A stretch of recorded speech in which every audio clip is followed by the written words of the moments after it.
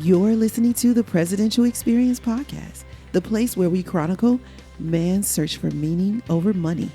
I'm your host, Kanae Corder, National Certified Counselor and Clinical Hypnotherapist specializing in financial therapy for high achievers. As a former Morgan Stanley financial advisor, I realized that high achievers needed help with more than just the numbers. And I bring a unique set of skills to my private practice as I guide CEOs and high achievers on how to manage their stress so they can enjoy their success. I want to bring some of that to you here. So each week, we'll start a discussion addressing one of the top stressors for high achievers. You've built a stellar resume.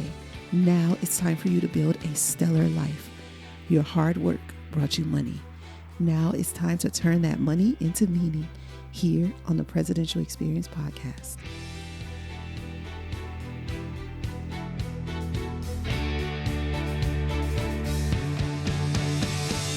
What's the meaning of life, Kanae? That's a question many of my patients ask me in my private practice. Are you asking that question? Man's search for meaning over money can be stressful. Would you like some guidance? Would you like to reduce the stress associated with searching for the meaning of life? Here's what you can do. Start by taking our Meaning of Life quiz. Go to presidentiallifestyle.com/meaning-quiz. It'll give you insight into how far or close you are to finding the meaning of life. Let me ask you a question. Have you ever asked someone for directions? Of course you have. We all have. But what is the first thing they need to know when you ask them, how do I get here? They ask you, well, where are you coming from? So the first step in finding the meaning of life is determining where you are in life right now. Are you a chief? Are you a mayor? Maybe you're a governor. Or maybe you're a president and you just haven't figured that out yet. Get the steps to finding the meaning of life. And you know what? You may not be that far away, but you don't know if you don't take the quiz. So go to presidentiallifestyle.com/meaning-quiz. That's presidentiallifestyle.com/meaning-quiz. At the end, give us your email address and we'll give you a special audio training that'll help guide you to finding the meaning of life and turning your money into meaning. So go to presidentiallifestyle.com/meaning-quiz. Take the quiz. It'll only take you about 5 minutes. It's totally free. Give us your email address and we'll give you that special audio training that will guide you through turning your money into meaning and finding the meaning of life. You can go now or you can go later. The link is in the show notes. Either way, I'll see you there. Hey there, my Prosperos. Welcome to another episode. I'm so excited. We're going to talk about some great things today. I think you know that I'm a hypnotherapist. If you don't know that by now, have you really been listening? Have you met me? Because I say it almost every time somebody talks to me. So you know I'm a clinical hypnotherapist, and I love talking to people who also work with the mind or the brain in changing patterns and bringing new life into people's lifestyle. So today we're going to talk to Sean Sessel, and he's going to tell us how he uses his programs to change lives, and not just change your life, but change your thinking so that you have a different pattern and a different way. And if I'm correct, that'll help reduce stress, like what we talk about every single week here, how to reduce stress. So if you're ready to reduce some stress, then go ahead and continue listening to this conversation with the expert on it. All right, Sean, please join me in welcoming our guest today, Sean Sessel. Hey, Sean. Hey, Keenan, happy to be here. Thank you for joining me. And we got together because you found us and reached out to us. And then I read your bio and I was like, what? Who is this guy? Yeah. No, I'm glad that we connected. I know, me too. I love stuff like that because you just never know who you're going to meet. And you also don't know who's doing something similar but different than what you're doing. And it's always great to broaden our horizons. So I'm looking forward to a conversation that we're going to have about these subjects. You know, we're going to disprove some things and divulge some myths and help help our listeners reduce stress by really getting to the best part of themselves. And you have a story, a background of how you did that for yourself and then how you now teach that to others. But before we go into that, I want to ask you, what is your idea of prosperity? So my idea of prosperity is doing something that you love on a daily basis and being able to monetize that in a way that provides you with the lifestyle that you want. Yeah, I love monetize. It's one of my favorite words. So I like what you said, doing something that you love. Not like you putting up with it, you're accepting it. No, you love it. You get to do Yep. something that you love, and then you turn it into a money source. And a lot of times people believe, and tell me if you've experienced this too, people believe that you've got to choose. Either you're going to do something you love, like writing or acting or, feeding the hungry, whatever. You're going to do something you love, but you're not going to make money doing it. You're never going to get rich or successful doing it. Have you heard this before? Oh yeah, I hear that. I hear that all the time. That's one of the single biggest myths that I'm out there to bust. And so, Yes. in all my marketing and all my discussions with people, in working with clients, in all this kinds of stuff, like that's one of the biggest things that's been drilled into people, and it's just not accurate. Hmm. Yeah, totally. And what would you say? Where do people get this myth from? Where does this come from? Well, so I'm going to dive into a little bit of detail here, but ultimately, Okay. what happens is it starts off that from a very young age, people get conditioned that they have Mm. to follow authority and follow the path that society has laid out for them. And it's, school to university to work, teacher to professor to boss, always following an authority figure. And they kind of get this drilled into them from a young age that if you go off of this path, then the big scary poverty monster will eat you. And so And you because of won't be loved. And you won't be loved. yeah, exactly. Yeah, that's certainly a Yeah. component of it, right? I would certainly say that people, especially if people who grow up in toxic home environments end up tolerating toxic work environments. But so yeah, so then people, they're scared of financial destitution. They're scared of as you say, not being loved, and all these fears get put into people. And so people say, okay, well, I'm just going to go be obedient. I'm just going to go follow the path, and I'm going to go be a little worker bee. And then what Mm. happens is that they're miserable, but they're scared to go and do something that would actually make them happy because so many people have told them that that's not going to work, right? And all these fears have been conditioned into them over time that they're often not even fully aware of. And so then they rationalize to themselves, oh well, I'm doing the best that I can, it's not possible to do better.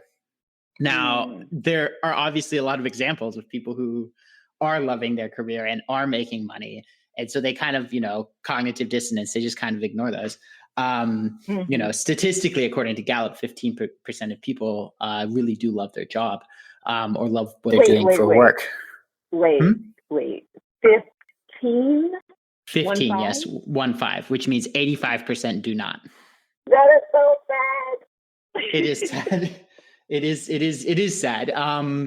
And that's why, a big part of what I do and a big part of my goal is to help expand that 15% to more people, because I think that it should be closer to 50 or to 90 or to something along those lines, certainly not Mm-hmm. 15. And so Right. right. And so what happens then is that people, then once they start rationalizing those fears for themselves, then they start to rationalize those fears to others. And they start telling the people that they love, when those people want to go follow their dreams, no, you can't do this, because they've convinced themselves so that they can, escape their cognitive dissonance, that there is no other option. And then they'll go steal someone else's dream, and then it gets passed to the next generation. And so I want to help break that link. Yes, we're so on the same mission. I'm with you because I'm not a huge statistic person, so I didn't know the small, tiny little 15% number. But because I work one-on-one with clients and patients in my office, I see it so much, what you just described, with people say, this is just how it is, like once somebody told me that's a fairy tale to think that you're going to love your life or love your work. This is just how life is hard. And I'm like, oh man, no. But that was how they felt in the beginning. Once we did our work together, they were able to see that, life does not have to be hard. Some parts of it take effort. Absolutely. Oh yeah, it absolutely takes effort for sure. Yeah. So one of the things that you said that I want to go back to, because it was pretty heavy. People who grow up, and I might not quote you exactly right, but people who grow up in toxic home environments put up with toxic work environments. Is that kind of what you said? Yeah. Absolutely the case. Well, so I think that the biggest predictor of someone tolerating a toxic work environment is what happens in the home at a young age. So I don't know if you're familiar with the term DTD, developmental trauma disorder. Mm-hmm. Right. So okay, good. So that developmental trauma disorder, for the listeners, is primarily when you have somebody who grows up as a child in a home where there is a lot of hostility, where there's neglect, where there's role reversal, where there's the kids taking care of the parents because, maybe they're alcoholics or something. And that kind of stuff leads people, it causes a rewiring of the brain at a very young age. And it causes, as you say, a paranoia about being loved. It causes a willingness to tolerate that same kind of behavior from bosses. And then what happens is then people, they're just trying to find a place where they'll be okay and be safe. And as a result, they are prevented by that desire and that drive from facing their fears and going and doing something new. Because at the end of the day, if you do want to create something that's both, that's prosperous, both in terms of wealth and fulfillment, it's going to require a lot of effort. It's going to require risk. It's going to require challenge. And a lot of people, especially people who grow up in that kind of environment, get wired to shrink away from that because of that desire for safety and security. And that sense almost that there's something wrong with them, even though there wasn't anything wrong with them, right? There was something wrong with their home environment. They internalize the idea that there's something wrong with them and that they were the ones who caused it, because that's how the child's brain works. Exactly. Yeah.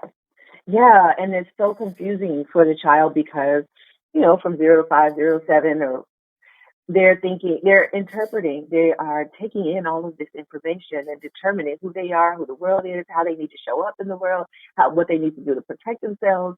And all of this information is getting downloaded. And although as children, we are really good at observing. Children are really good at observing, but what they're not good at is interpreting. And so we interpret all of that information to mean one thing when it really means another. And our parents didn't even have it all figured out yet they're teaching it to us. So that programming that you talked about before, that program gets set. They don't know another program, so they pass that same program down to their children, maybe even worse, because usually abusive parents were abused themselves. So just like you said, toxic home environment, allow people to put up with toxic work environment, same thing. The toxic home environment that they're creating with their children, they probably had a similar version of that in their home that they grew up in. And that trauma gets passed down. Yeah. Absolutely true. Okay, so tell me a little bit about how you know this stuff. Well, so I learned a lot of what I learned came from working with clients. I mean, for me, I didn't have a toxic home environment. I had a pretty healthy home environment. I did end up facing that choice of, am I going to be financially successful or am I going to be happy? I didn't grow up thinking that I had to choose. And then I graduated university. I got a job in consulting. I burned out there. primarily because of the working out long hours for the sake of working long hours without adding any value. So I burned out there, and then I was freelancing for a while. And then my biggest freelancing client brought me on full time. So I was in finance at this point.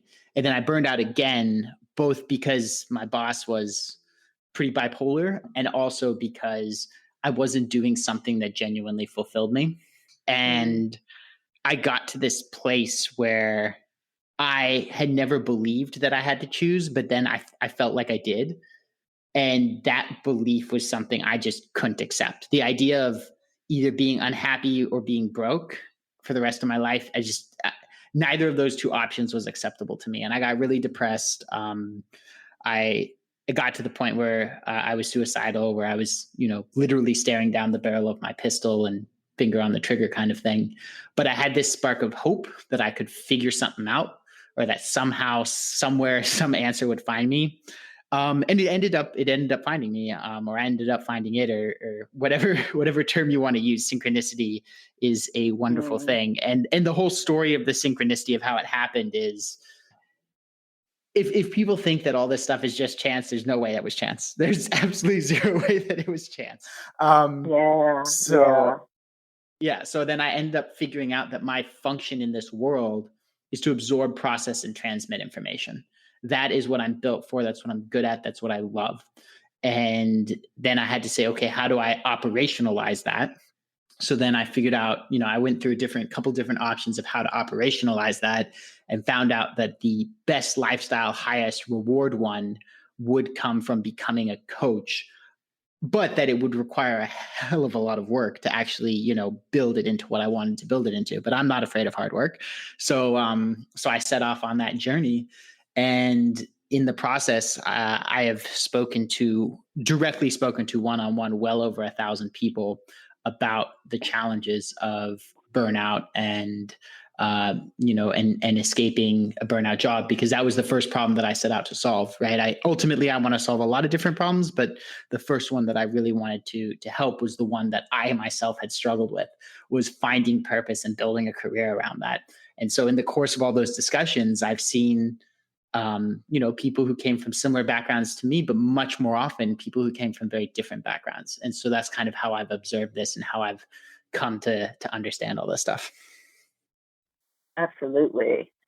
So you said something pretty profound, and I want to go deeper. And the reason why I want to go deeper is because I know my listeners, and I have pretty high achieving men, and they can get heavy loads on them. They have a lot of responsibility, and some of them are thinking, I would never take myself out. Like, I would never kill myself. Right. Until they get to that point where they're like, my family's better off without me. Like, maybe I should just end it all. Right. Those 2 points, going from I would never do something like that to let me just end this and start all over. You never know how you will get there. And it's very possible. From the only time I've seen my dad cry was because one of his best friends did pull that trigger. And I've never seen him so hurt, so broken. And I don't think they really understood how heavy the load was on their friend, because my dad's a frat boy. So he was in a fraternity, and this was one of his fraternity brothers. And because they didn't know, I guess you could say, they didn't know that he needed help. They didn't know how to help him. And because this is what we do in our presidential experience, because men don't always have somebody to talk to.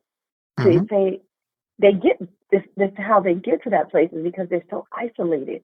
So could you go a little bit deeper on how you got to the point that you had that gun in your hand? Yeah, for sure. I will definitely agree with you. Like, I was the last person that people would have expected to get there. My family had no idea until I had already danced at that edge for several months. And it was very much a shock to my parents. And I didn't really have anyone to talk to. I was incredibly socially isolated because I was depressed. I wasn't going out and hanging out with friends. I wasn't dating.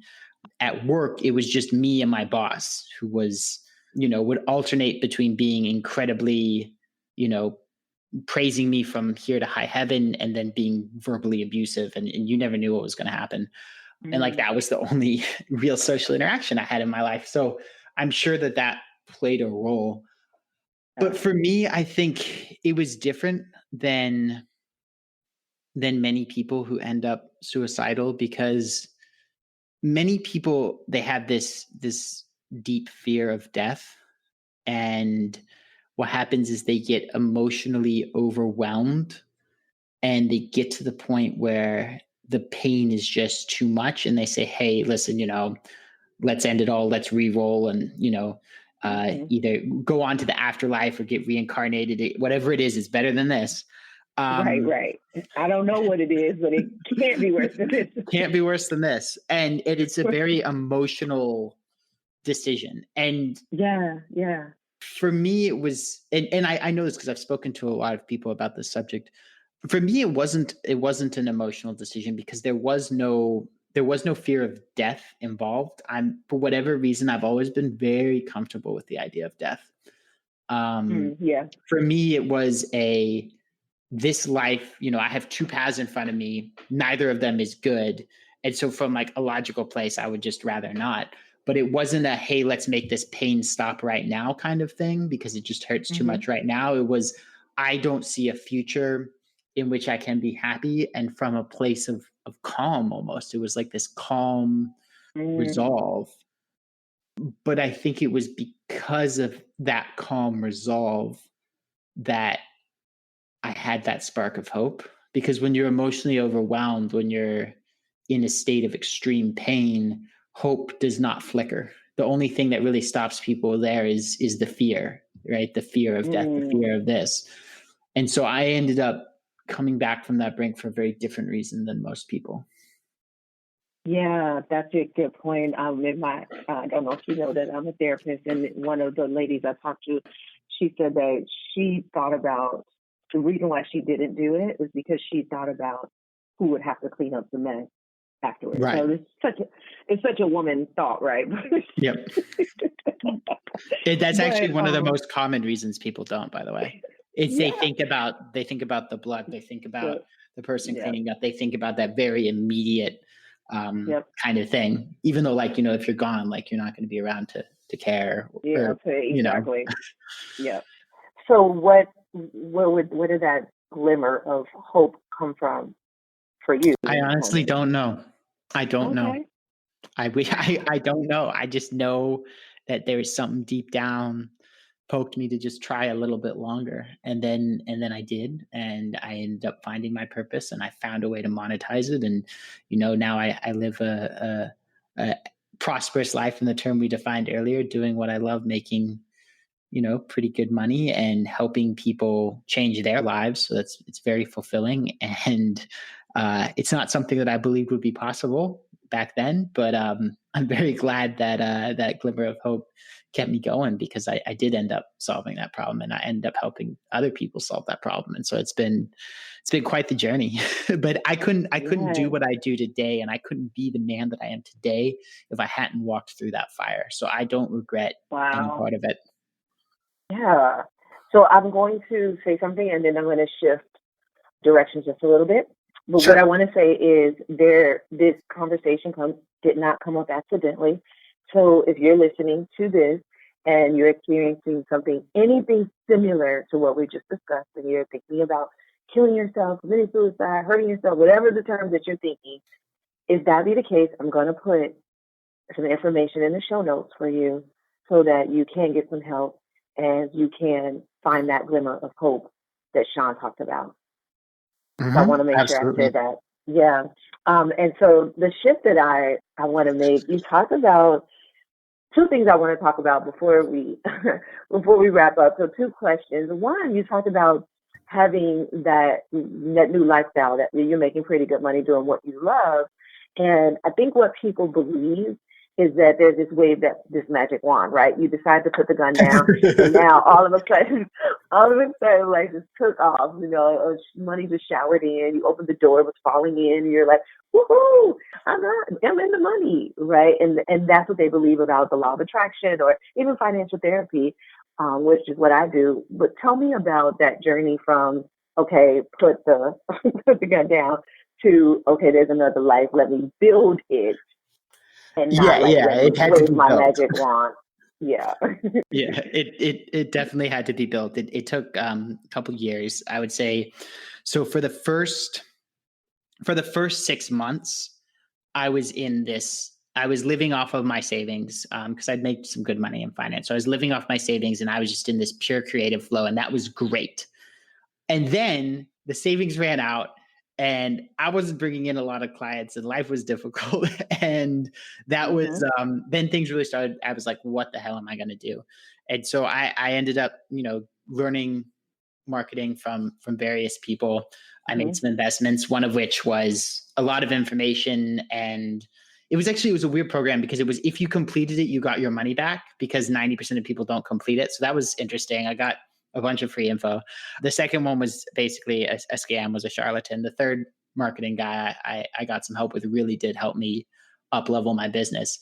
But then it was a lot of work and it was a lot of investment. I was, spending money on ads. I was spending money on coaching. I was working really, really hard, like, not uncommon to be 7 days a week to build this company and to build this brand.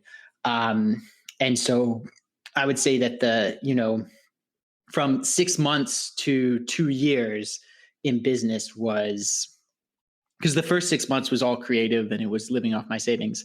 But the next 18 months was very challenging financially, mentally, in terms of the amount of work.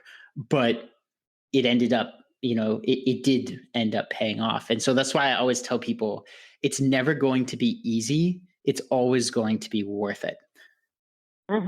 Yeah, absolutely. I don't know if I say that exact same sentence, but I say something like that, and I totally believe it. Totally. Yes. So what is this? What does the law of attraction, NLP, like what does that have to do with the program you do, and how is it different? How is it the same? Can you talk a little bit about that? Because sometimes people are familiar with, they may not be familiar with your process, but maybe they're familiar with the law of attraction. Maybe they're familiar with this idea of abundance, prosperity, where we talk about, and maybe even NLP and hypnotherapy. So tell me a little bit about your program. And then, and I know you and I might disagree on some things, which I might even be looking forward to. But tell me, tell me a little bit about how it's different from what else is out there. I think you and I are probably going to be in a fair amount of alignment, but we'll see. So when I work with clients, there are two components to what I do. There's the external journey, which is, how do you build a business? How do you get freelance work? How do you get that dream job? All of that like external stuff that a lot of coaches focus on entirely. If you do not do the internal work, then 95% of the time that you won't have the fuel to drive that road. And then there are a lot of coaches who. Yes, totally. Yeah. Right, exactly. And then there are a lot of coaches who do the internal work, but don't do the external work. So I do both. I do external and internal. Okay, you're right. We do. Yeah, we are in alignment. Okay. Yep. And the internal work, I would say that ultimately as I look out on the world and personal development and all this kind of stuff, I would say that there are ultimately 4 classes of internal work. The first is traditional psychotherapy, hypnotherapy, that kind of everything that descended from the psychology branch. And the second would be the spirituality and positive psychology school. And even though spirituality is a lot broader, most spirituality in the marketplace today is focused on positive psychology, law of attraction, believe it and it will come kind of stuff. And I think that that's absolutely necessary. I do not believe it's sufficient. It just, as you noted, just wanting something and, being in that place of flow does not just magically open the gates and everything gets easy. The third would be the NLP based school, which is basically everything that came off of Tony Robbins and because there were people who did NLP before, like Bandler and Grindler and Bander. I can't remember their exact names. And then Tony Robbins really popularized that, and that, that whole like swath of coaches came off of that lineage. And yeah, absolutely. And from a therapist point of view, Ericksonian therapy is really very similar to NLP. Yep, exactly. Yeah. And so I would say all of those three different schools of internal work are all great. They all have value. I use all of them, but they are not the core of what I do. The core of what I do is a process that I developed called psychohacking. And it's derived from an esoteric school that I was brought into at a very young age. I studied a lot of stuff there, and then I ultimately built it, refined it, expanded it, systematized it, and all this kind of stuff. But if you go and you look, there are other esoteric schools throughout history, but fundamentally it's different from any of those other three. And that's the core of what I do. And I've grouped it into a pretty, in my mind, a pretty sophisticated, pretty compressed timeline so that you can take what used to take 10 or 20 years and do it in a matter of, 3 or 4 months. And, it goes into things like, disidentification, right? So you are not your thoughts, analyzing self-sabotage, analyzing and dissolving stress, rewiring the tricks of the mind and the programs in the brain, and all that kind of stuff. And so I would say that those esoteric methodologies are very, very different from the other three, just like the other three are different from each other. So I would say those are the 4 schools of internal work, and they're most powerful when they're all used together. So like I have my clients do a daily ritual every morning that includes empowerment and gratitude and visualization and all that kind of stuff. If I have clients with DTD, I do use a lot of tools from psychotherapy, things like EMDR. I may recommend that they go get PBSP therapy, which is pacer avoidance system psychomotor. I will use NLP in certain situations. I definitely use the DISC and motivators, which is a series of psychometrics derived from the NLP line. So I use all of those tools, but the core is my psychohacking, proprietary system.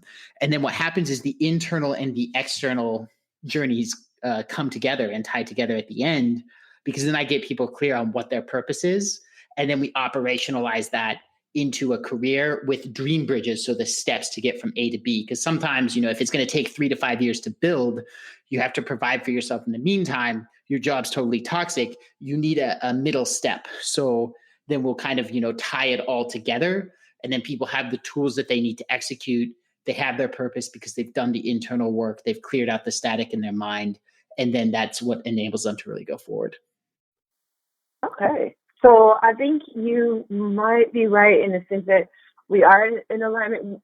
What you describe as psychohacking, it would be my brain-based hypnotherapy. So it's the same. I say talk therapy is not enough. Spirituality is the beginning. It's probably where all of us started when it comes to therapy. We started with our spirituality for those of us who had it, and then NLP being like a new thought way of thinking. That's the beginning of changing that programming. But what you describe as your psychohacking, and for me, I call it brain-based hypnotherapy, is where you really get down to the actual program. And I like really how you said there is a step-by-step process. And one, I work with a lot of men and men love a step-by-step process. Even though they don't read directions, but if I'm delivering the step-by-step process, they can follow it to a T. And so if there is a process that people can follow, then you can walk your way out of the program rather than getting so confused and lost, which is why that program paid people to stay in it, because people get confused along the way. And then they're like, oh, this is too hard. I got to get out. I'm confused. And really that in therapy, we can call that resistance. And so my question to you is, how do you keep people committed to the process so that resistance doesn't get in the way, confusion doesn't get in the way? Well, so I would say confusion and resistance are very different things. When it comes to confusion, that is on the coach or the therapist not clearly articulating what needs to be done. And I Yeah. would say that that is far too common in the industry. And I have never Yeah. observed a coach or a therapist who's operating without a system who was successful. People will keep coming back. And in the case of therapy, I mean, I have a client who had been going to various therapists for 30 years before we Mm-hmm. eventually got it knocked out.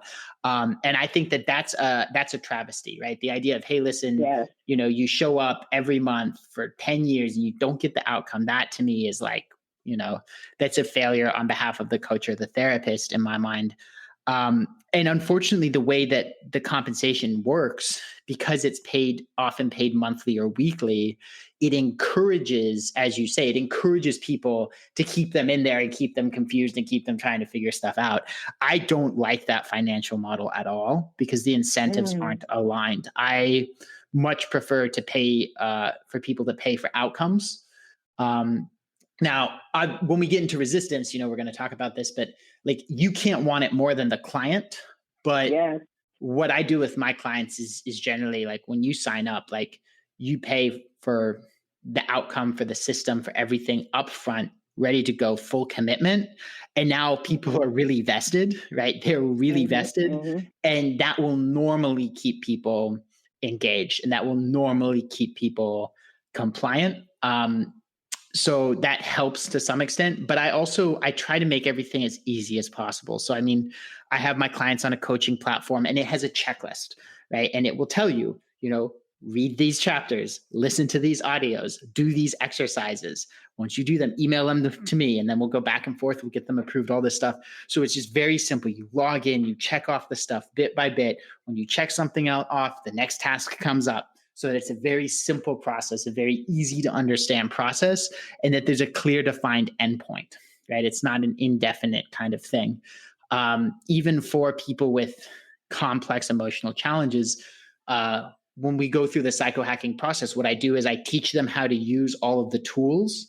And once you've learned to use all of the tools, then those are tools you can use for the rest of your life. And so like I had a client Mm-hmm. who she went through the process, she learned to use all the tools, and at the very end of the course, she had to break up with her boyfriend who had been lying to her and unbeknownst to her had a warrant out for his arrest and all kinds of horrible stuff.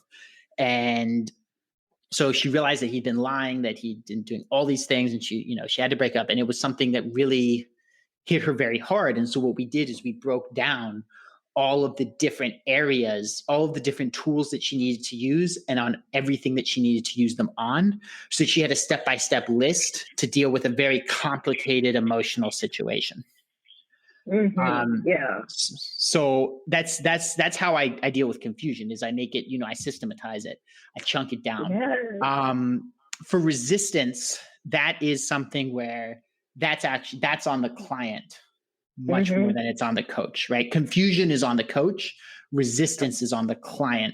Now, I do try Mm-hmm. to do everything in my power to help with that. For Mm-hmm. example, I have a training on balancing your neural hormones, the different chemicals in your brain that make you happy or make you sad. So, like for example, dopamine, serotonin, oxytocin, endorphins. By the way, great book by Loretta Brunning, Meet Your Happy Chemicals, goes over that. It's a fantastic book. And then Okay, wait. Say cortisol. that again, because we want to make sure that's in the show notes. So tell us that again. I'm sorry. I was speaking really fast there. When I nerd out, sometimes I speak really fast. If you want to learn more about like the various neurohormones that make you happy, I would recommend there's a book called Meet Your Happy Chemicals by Dr. Loretta Brunning. It was introduced to me by a friend and mentor named Adam Lyons. So that's a book that you should definitely check out. And then the offsetting negative, stress brain chemical is cortisol. And so I'll have a training for people on, hey, listen, what can you do to minimize your psychological resistance by doing these things that for most people would call this self-care, right? Mm-hmm. So how can you get the most bang for your buck in terms of getting rid of psychological resistance in the smallest amount of time, right? So how can you do your self-care most efficiently? So things like that, things like biohacking, right? I have a training for all my clients on biohacking because if you're not healthy and you don't have sufficient energy, that's going to create resistance. So I have a bunch of supplemental trainings that are designed to help people with that resistance as it comes up. But I'm very upfront in the beginning. Like, there will be hard things. You will face Yes. resistance. That's when you need to lean in. I'm super high touch. So I do weekly group calls with everybody. And then if people need individual assistance, like, they can book a call with me, 6 days out of the week. So I'm super high touch so that I can be there to help my clients get through that resistance. And as the company grows, obviously at some point I won't be able to talk to every single person if I have hundreds and thousands of clients or whatever, but I'm going to enforce that culture to, everybody who works under me, that like, this isn't a checkbox. This isn't a task to do. This is a human being on the other side of the phone who needs your help, Yeah. Yeah. And I think that's something a lot of coaches don't get. Yes, yeah. And because the industry has gotten so, like, it's just a commodity, buy a course. And that's why we say in the presidential experience, it's not a course. It's not coaching necessarily, because the words course and coaching have been so overused, and people are not like you and I, where we're going so deep. People, they're just saying so surface, that confusion and the resistance is there. The confusion is coming from the coach. The resistance comes up, and they weren't prepared. Like you said, you tell them up front, you're going to run into resistance. But if you don't tell them up front, they don't know what it is, which is more confusion. And so they're like, yeah. Mm-hmm. I didn't even get into mismatched expectations. You just brought that up. Yeah. When somebody's marketing something and they're telling you how easy it's going to be, and then it's not. Oh. preach, brother. Yes. I mean, ultimately, you can break motivation down into 3 components, right? So, like, psychologists have gone and they've created this model. It's called the valence, instrumentality, expectancy model. So valence is how badly you want something. If you're willing to invest a significant amount of money, that means you want it. It's possible that there's something else that's conflicting with it. That's a deeper thing that you need to resolve. But so, for example, some people want the outcome, but they want to be a victim even more. So it's possible that there's conflict. Yeah. They love that story. They love that story. Yeah, exactly. Yeah. And so there can be a valence problem. Then instrumentality is how much you believe in that if you accomplish the goal, you're going to get the reward. So that's really, do I believe in the system? Do I believe in the coach? I think one of the reasons many coaches have low compliance is that people don't have faith in them. They lose faith in them, because as soon as they hand over their credit card, suddenly, the attention stops, the help stops. It's not what it was promised. It's not as easy as they said, all that kind of stuff. And then people lose motivation. And then expectancy, which is, I think, probably the most common source of resistance, is people who don't believe in themselves. And that's where, you really have to be a cheerleader for people, and you really have to be in their corner. And yes, you can't want it more than they do. But, you really got to be there and show up. And there's a human component to this. There's a loving component to this. And if you don't honestly love your clients, they don't feel that, then it's going to be really hard for them to push through that. Oh, I'm so with you. And I'm so upset right now. I cannot believe you disappointed me. I really wanted us to debate.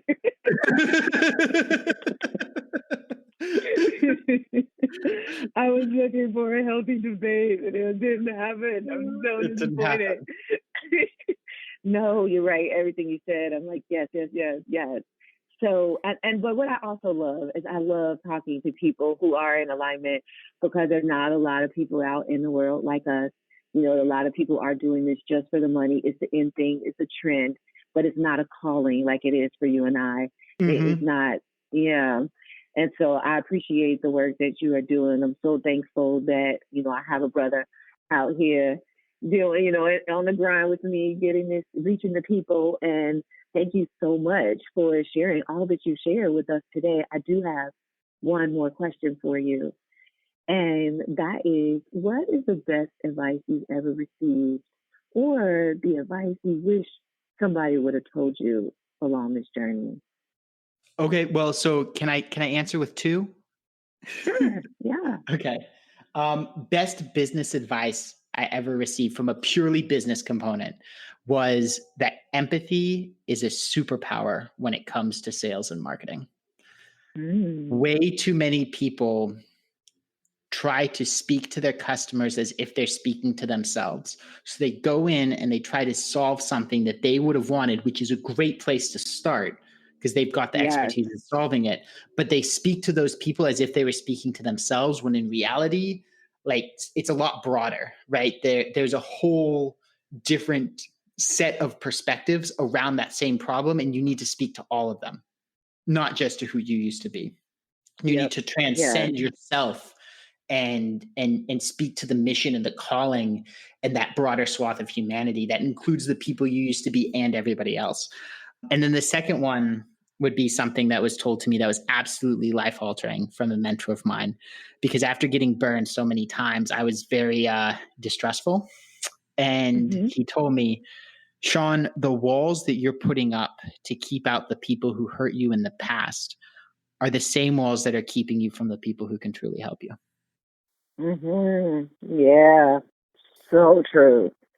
Thank you for sharing both of those. Those are really good. Thank you. Thank you so much. So, listeners, Presidential Experience podcast listeners, this is where we leave you. We are about to go deep into the private club and ask Sean some really deep questions. And I know you're thinking, wow, can we go deeper than we already have gone? Absolutely. Yes, we can. And we're about to. So if you want to go deep with any of the experts that we interview, then you've got to be part of the club and just keep listening, and I'll tell you how. In the meantime, Sean and I are going into our private club. You ready, Sean? I'm ready. Hey guys, thanks for listening. Want to reduce your stress even more? Here are 4 ways you can do it. 1, send us your questions. Ask us anything about money, marriage, or maturing. You can send it to podcast@presidentiallifestyle.com. Number 2, subscribe to this podcast. You wouldn't want to miss an episode. That would be stressful. And number 3, get our Prosperity Report recap. It's a free resource where we share top tools and resources. Just go to presidentiallifestyle.com/blog/prosperity report. Don't worry, it's in the show notes. You won't have to remember that. And 4, if you really want to connect with us in a deep and powerful way, join our private club. Go to joinpresidentialexperience.com to find out when our doors open again. We want you to be there so you can turn your money into meaning. And if you're enjoying this podcast, go ahead and leave us a rating and a comment, and we'll be sure to thank you. And now for the legalese. Remember, this podcast is not to replace professional counsel. The best advice comes from a professional you know. The topics discussed in this podcast are general in nature and are for informational and entertainment purposes only. We encourage you to meet with a professional that you can discuss your specific situation with, whether therapeutic or otherwise. That's all for now. I'll see you next episode. And remember, you can have wealth in all of its forms. Believe it, and you will soon see it.